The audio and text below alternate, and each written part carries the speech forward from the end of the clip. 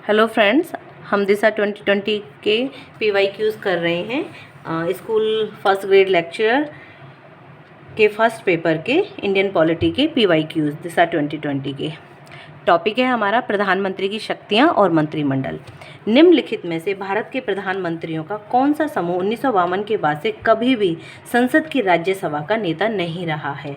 तो सबसे पहले तो हमें याद रखना है कि हमें प्रधानमंत्रियों की लिस्ट हमें याद होनी चाहिए, जो आगे आएगी वो हम देखेंगे। तो इन्होंने पूछा है कि 1952 के बाद से कभी भी संसद की राज्यसभा का नेता नहीं रहा है। आंसर है लाल बहादुर शास्त्री और VP सिंह।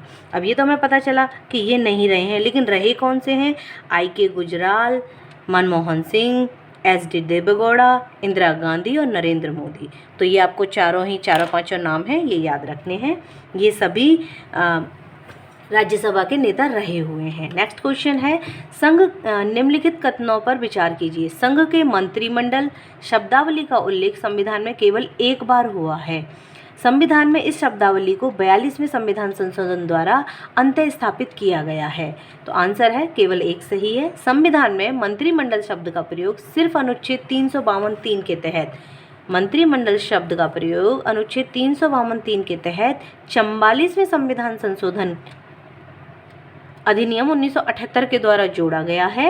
और इसमें कहा गया है कि राष्ट्रपति राष्ट्रीय आपातकाल की उद्घोषणा मंत्रिमंडल की लिखित सिफारिश पर ही करेगा। ये ध्यान रखना इंपॉर्टेंट है। संविधान के अनुसार संघीय मंत्रिपरिषद में मंत्री अपना पद धारण करते हैं। आंसर है लोकसभा अध्यक्ष के प्रसाद पर्यंत। अनुच्छेद 74 राष्ट्रपति को सहायता और सलाह देने के लिए मंत्रिपरिषद है। अनुच्छेद हमें याद रखना है, आ चुका है कई बार।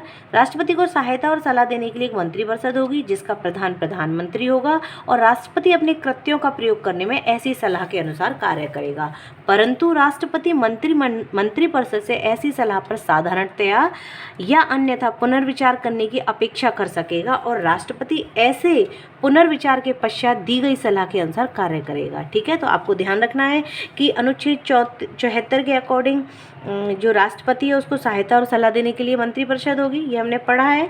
और उस मंत्रिपरिषद में एक प्रधानमंत्री होगा और राष्ट्रपति अपने कर्तव्यों का जो प्रयोग करने में उसकी सलाह के अनुसार कार्य करेगा। लेकिन साथ ही साथ में क्या कह रहा है, परंतु जो राष्ट्रपति है वो मंत्रिपरिषद से ऐसी सलाह पर साधारणतः या अन्यथा पुनर्विचार करने की अपेक्षा कर सकेगा और राष्ट्रपति ऐसे पुनर्विचार के पश्चात दी गई सलाह के अनुसार कार्य करेगा। यानी इसका मतलब क्या है? इसका मतलब है कि अगर जैसे मंत्रिपरिषद ने राष्ट्रपति को सलाह दे दी, तो ऐसा नहीं है कि वो एक ही बार में उसको फॉलो करे तुरंत। नहीं, उसके पास ऑप्शन होता है कि वो उसको पुनर्विचार के लिए उनके पास भेज सकता है कि आपने जो ये डिसीजन दिया है एक बार से फिर इसे चेक कीजिए। लेकिन अगर पुनर्विचार के बाद वो उसके पास भेज देते हैं तो फिर उसे बिल्कुल वो वाली सलाह माननी पड़ेगी। इस प्रश्न की किसी न्यायालय में जांच नहीं की जा सकती है।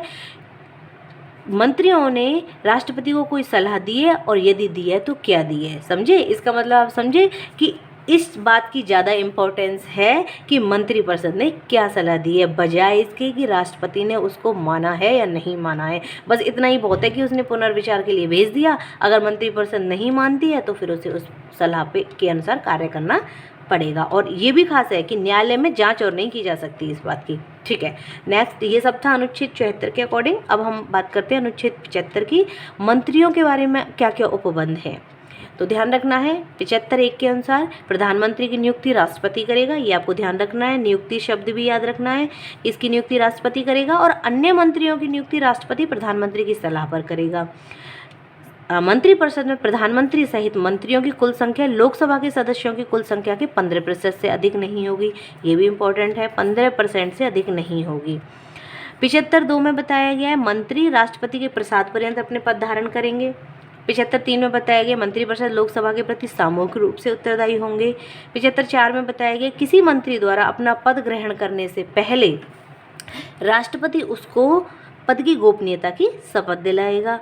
और 75(5) में है मंत्रियों को मंत्री पद पर रहने के लिए 6 माह में संसद की सदस्यता प्राप्त करना अनिवार्य है। ठीक है, और 75(6) में है मंत्रियों को संसद के कानून द्वारा निर्धारित वेतन व भत्ते मिलते हैं। देखिए, कभी भी इस तरीके के अनुच्छेद में कई सारे उपबंध हो तो उनको याद करने का एक सिंपल सा तरीका है, और वो तरीका है कि हमें जो उनके मेन जो टर्म्स हैं वो कीवर्ड्स हैं वो याद रखने हैं। जैसे 75(1) में नियुक्ति राष्ट्रपति करेगा प्रधानमंत्री की। 75(2) में दिया गया है कि राष्ट्रपति के प्रसाद पर्यंत अपने पद पर रहेंगे। 75(3) में दिया गया है कि लोकसभा के प्रति जो मंत्रिपरिषद है सामूहिक रूप से उत्तरदायी होगी, तो सामूहिक रूप से उत्तरदायी ये कीवर्ड हो गया। 75(4) में बताया गया है राष्ट्रपति को उसके पद की गोपनीयता की शपथ दिलाई जाएगी। इन पर अंडरलाइन कर सकते हैं आप।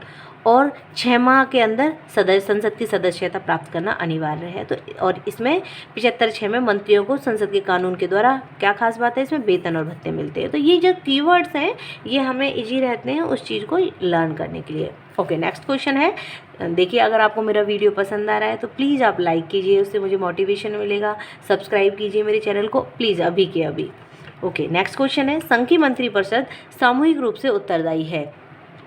आंसर है इसका लोकसभा के प्रति। अभी पढ़ा था।